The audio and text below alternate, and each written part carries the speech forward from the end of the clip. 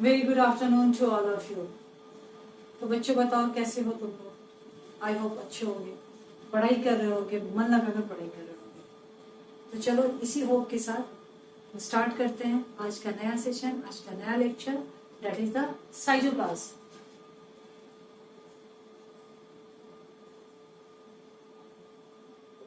Okay, तो आज बच्चों हम लोग क्या करेंगे? साइटोप्लाज्म के बारे में पढ़ेंगे। ओके, साइटोप्लाज्म के बाद हम लोग प्रोटोप्लाज्म देखेंगे। हम लोग देखेंगे कि बेसिकली क्या होता है साइटोप्लाज्म, प्रोटोप्लाज्म एंड न्यूक्लियोप्लाज्म, और इस पे बड़ा कंफ्यूजन होता है। तो आज मैं क्लियर करूंगी तुम्हारे इस कंफ्यूजन को चुटकी में। ओके, तो चलो सबसे पहले हम ध्यान देते हैं साइटोप्लाज्म के ऊपर कि साइटोप्लाज्म क्या है, क्योंकि हम सेल के स्ट्रक्चर के बारे में पढ़ रहे हैं।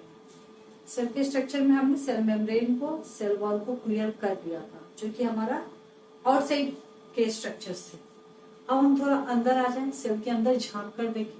ठीक है, तो कोई भी सेल्स का, या तो तुम्हारा वो प्लांट सेल है, आइदर प्लांट सेल और animal cells, every cell consist the plasma membrane. तो मैं वहीं से स्टार्ट करती हूँ। ओके, सेल वॉल को छोड़ दो, वो एज्यूम करके चलो कि प्लांट सेल भी होगा तो ऐसे ही होगा।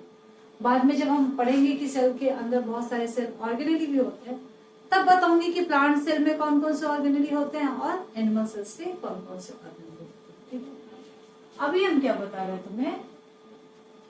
अभी मैं ये बता रही हूँ कि ये तुम्हारा प्लाज्मा मेम्ब्रेन है। ठीक है, चलिए सही बात है। अब इस प्लाज्मा मेम्ब्रेन के अंदर,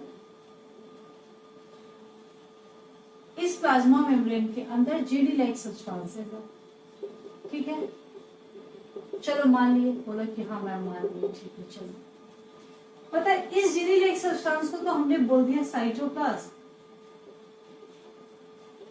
तो ये बस jelly like he substance cytoplasm नहीं है। इसके अंदर क्या होता है? एक न्यूक्लियस होता है।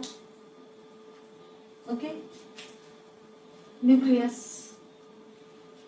ये गोल सा न्यूक्लियस रहेगा। न्यूक्लियस क्या होता है? इसके बीच बीच में पोर रहेंगे, ऐसे ऐसे पोर रहेंगे टू एक्सचेंज द मटेरियल्स। ये पढ़ाऊंगी मैं जब न्यूक्लियस पढ़ाऊंगी। अभी सुनो मेरी बात ध्यान से। ये तुम्हारा क्या है? न्यूक्लियस है। ठीक है, चलो न्यूक्लियस के अंदर भी जेली लाइक सब्सटेंस होंगे। ठीक है, इसको हम लोग बोलेंगे न्यूक्लियोप्लाज्म। अब सुनो मैं क्या बताने जा रही थी। साइटोप्लाज्म, ये जो लिक्विड लाइक मटेरियल है, जेली लाइक सब्सटेंस है, वो साइटोप्लाज्म सिर्फ वही साइटोप्लाज्म नहीं है। इसके अंदर बहुत सारे सेल ऑर्गेनेली भी पाए जाते हैं। जैसे यदि हम बात करें तो माइटोकॉन्ड्रिया होते हैं। ठीक है, ऐसे भी मैं एक रफ डायग्राम बना रही हूँ। जैसे तुम्हारे एंडोप्लाज्मिक रेटिकुलम भी होते हैं। ठीक है, फिर तुम्हारे राइबोसोम्स भी होते हैं, गोल्गी एपैरेटस भी होता है, वैक्यूल्स भी होते हैं। तो साइटोप्लाज्म तुम्हारी जेली लाइक सब्सटेंसेस प्लस वो डेड सेल ऑर्गेनेली को मिला के साइटोप्लाज्म। ओके, क्योंकि यदि हम साइटोप्लाज्म की बात करें तो साइटोप्लाज्म में क्या हो जाएंगे? दो चीज हो जाएंगे। क्या हो जाएंगे? एक तो तुम्हारा सेल ऑर्गेनेली हो जाएगा और दूसरा क्या हो जाएगा? साइटोसोल। मतलब साइटोप्लाज्म का वो पार्ट सेल ऑर्गेनेली को छोड़ दिया जाए तो जो सब्सटेंस बच जाता है that is known as the cytosol. ये तो साइटोप्लाज्म के अंदर की बातें हो गई। अब ये साइटोप्लाज्म हुआ किसके बाहर? न्यूक्लियस के बाहर। मतलब यहां से यहां तक का जो भी पोर्शन है ये सब साइटोप्लाज्म है। जब न्यूक्लियस के अंदर हम आ गए तो वो हो गया न्यूक्लियोप्लाज्म। तो साइटोप्लाज्म और न्यूक्लियोप्लाज्म को मिला दिया तो क्या हो गए? हो गए protoplasm. Clear? Cytoplasm plus nucleoplasm बन गया प्रोटोप्लाज्म। क्लियर? ये जो हमारा साइटोप्लाज्म होता है एक जेली लाइक सब्सटेंस होता है। तो बोलोगे मैम ये क्या करता है, क्या इसका क्या काम है? बेसिकली बेटा देखो, सेल्स जो होते हैं ना हमारे प्रोटोप्लाज्म से मिलकर बने होते हैं। ये this is the mass of the protoplasm. और मैं बताई हूँ तुम्हें कि यदि प्रोटोप्लाज्म है तो कोई सेल जिंदा है, लिविंग। प्रोटोप्लाज्म नहीं रहेगा तो वो सेल क्या हो जाता है, डेड हो जाता है। ठीक है, तो अब क्या देखते हैं हम कि ये जो साइटोप्लाज्म होता है, ये इसके जितने भी सेल ऑर्गेनेली हैं उनके बीच में कुछ ना कुछ मटेरियल्स जो होते हैं वो एक्सचेंज होते रहते हैं। तो साइटोप्लाज्म का फंक्शन क्या हो जाता है? Function of cytoplasm, first helps in the exchange of material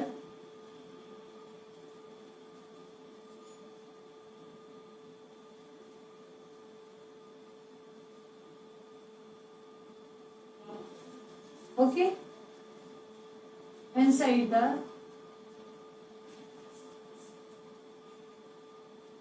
exchange of material within cell organelle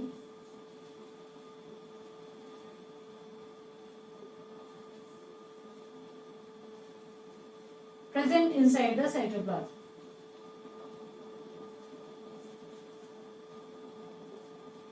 और दूसरा फंक्शन क्या हो जाएगा? दूसरा फंक्शन जो तुम्हारा हो जाता है कि बहुत सारी जैसे प्रोटीन है, लिपिड है, उनके सिंथेसिस में भी हेल्प करता है। एक तो मटेरियल की एक्सचेंज में हेल्प करता है, जो सेल ऑर्गेनेली है उसके अंदर एक दूसरे से ये क्या करते हैं, सेल मटेरियल का ट्रांसफर करते रहते हैं। और दूसरा क्या करते हैं, helps in synthesis. It helps in synthesis of protein, lipids, etc. Okay, तो ये थी हमारे साइटोप्लाज्म की बातें। नेक्स्ट हम आते हैं न्यूक्लियस के बारे में। ठीक है, अब इसका मैं तुम्हें एक यदि फ्लो चार्ट बना दूं, इसका यदि मैं फ्लो चार्ट बनाऊं तो तुम ये कहोगे कि हमारा जो प्रोटोप्लाज्म होता है, हमारा क्या होता है, सेल का जो मास है दैट इज द प्रोटोप्लाज्म। और ये प्रोटोप्लाज्म किससे मिलके बना? Cytoplasm plus nucleoplasm. ओके, अब साइटोप्लाज्म किससे मिलके बना? Cytosol. Now I think it will be very clear. Cytosol and cell organelles, cell organelles. ठीक है, now I think it is very clear, isn't it?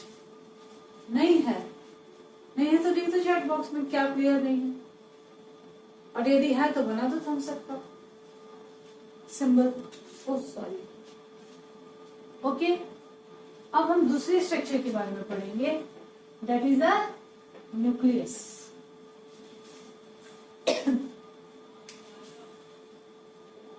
Nucleus. अब एक बात देखो, मैंने जब सेल का स्ट्रक्चर बनाया था, ये था तुम्हारा एनिमल सेल, तो मैंने न्यूक्लियस को बनाया बीच में। ये न्यूक्लियस को ऐसे ही बनाना, जैसे डबल मेम्ब्रेन, सिंगल मेम्ब्रेन मत कर देना। ठीक है,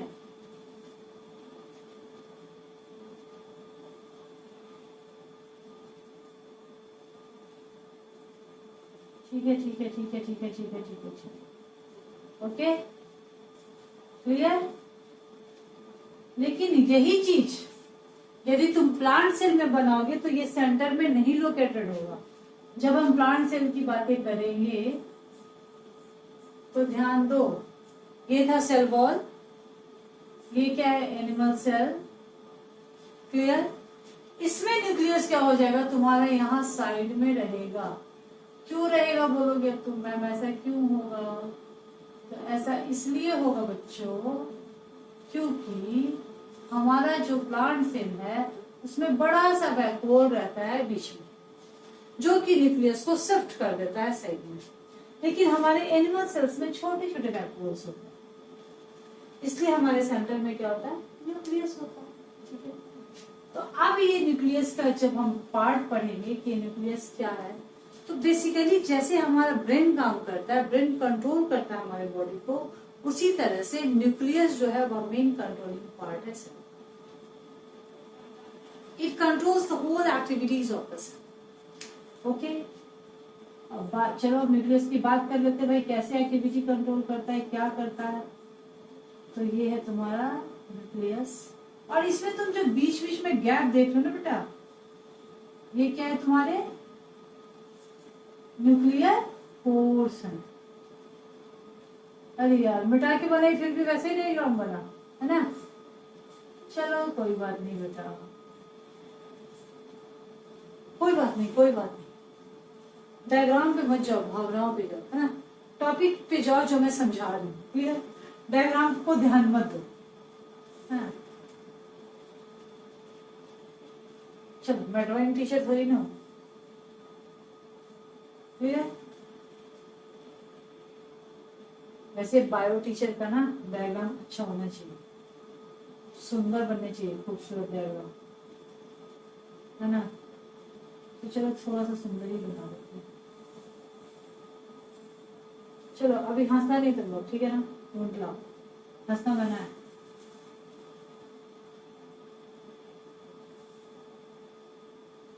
ओके चलो, तो ये क्या तुम्हारा बन गया बच्चा, ये तुम्हारा न्यूक्लियर मेम्ब्रेन।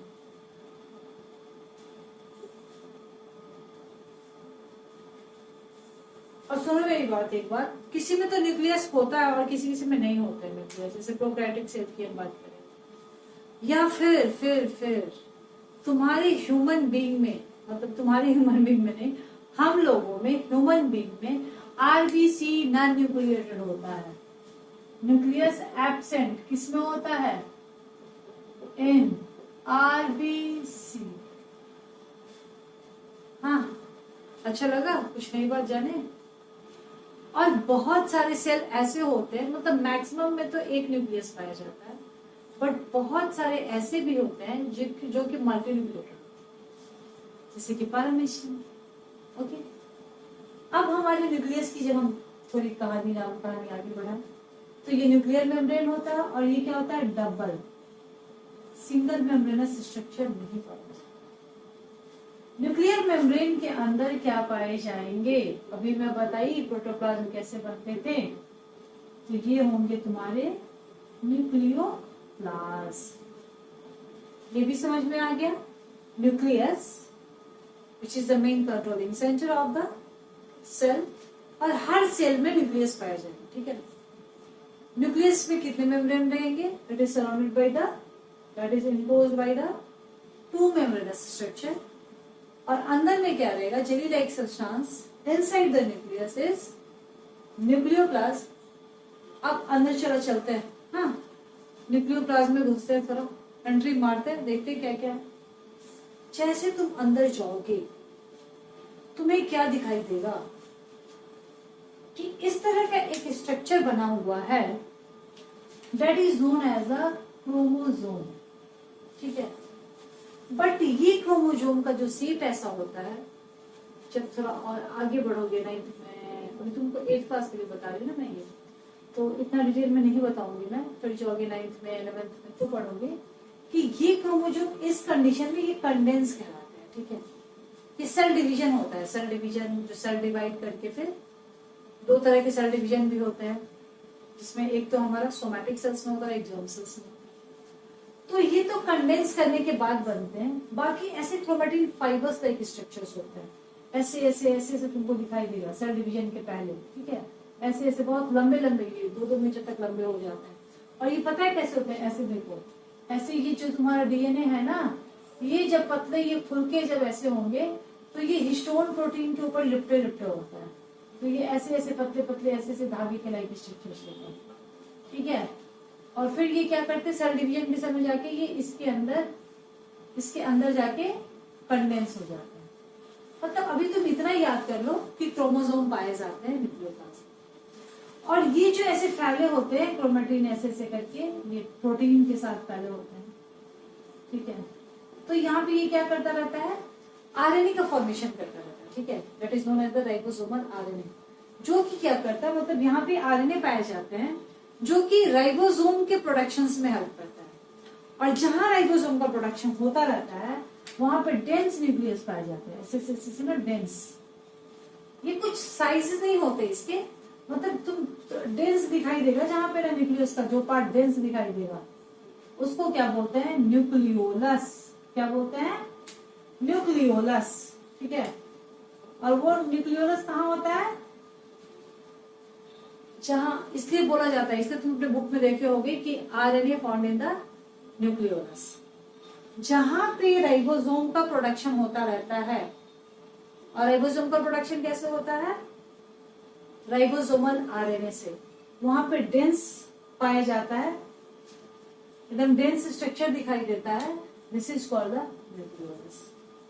बाकी जो ये न्यूक्लियोप्लाज्म में जो क्रोमोसोम पाया जाता है, बेसिकली इसमें क्या होता है, इसमें हमारे जेनेटिक मटेरियल्स होते हैं, इट कंटेन्स द डीएनए, क्या करता है क्रोमोसोम, क्रोमोसोम क्या कंटेन करता है, डीएनए को कंट्रोल करता है, डीएनए का फुल फॉर्म क्या है, deoxyribonucleic acid, clear.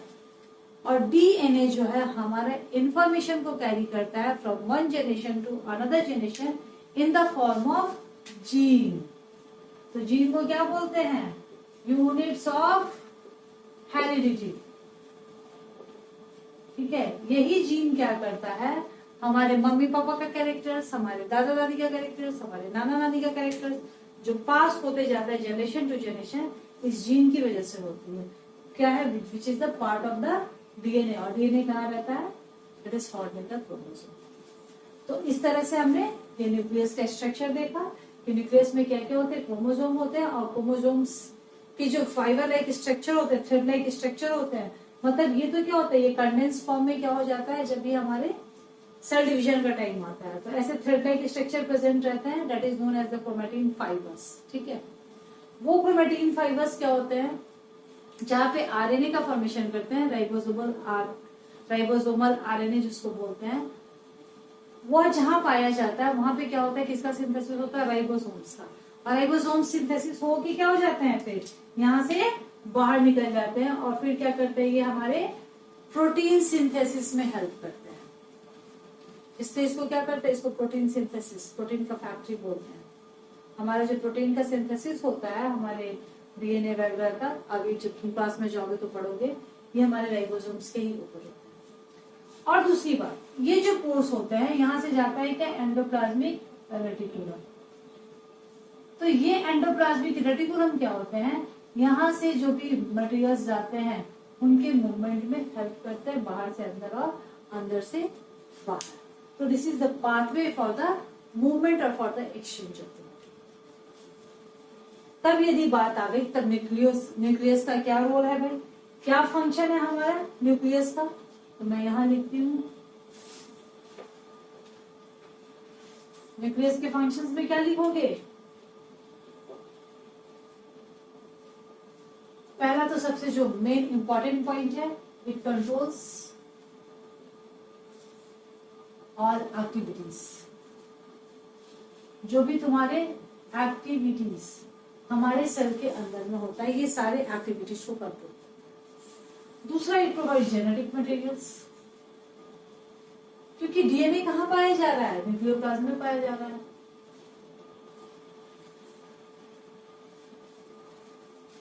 और तीसरा, it helps in the cell division. Cell division तुम जब आगे जाओगे 9th क्लास में पढ़ोगे, वो भी थोड़ा ही पढ़ोगे, सेल डिवीजन। अब इस चीज को मैं यहां लिख दे रही हूँ न्यूक्लियर में, ठीक है।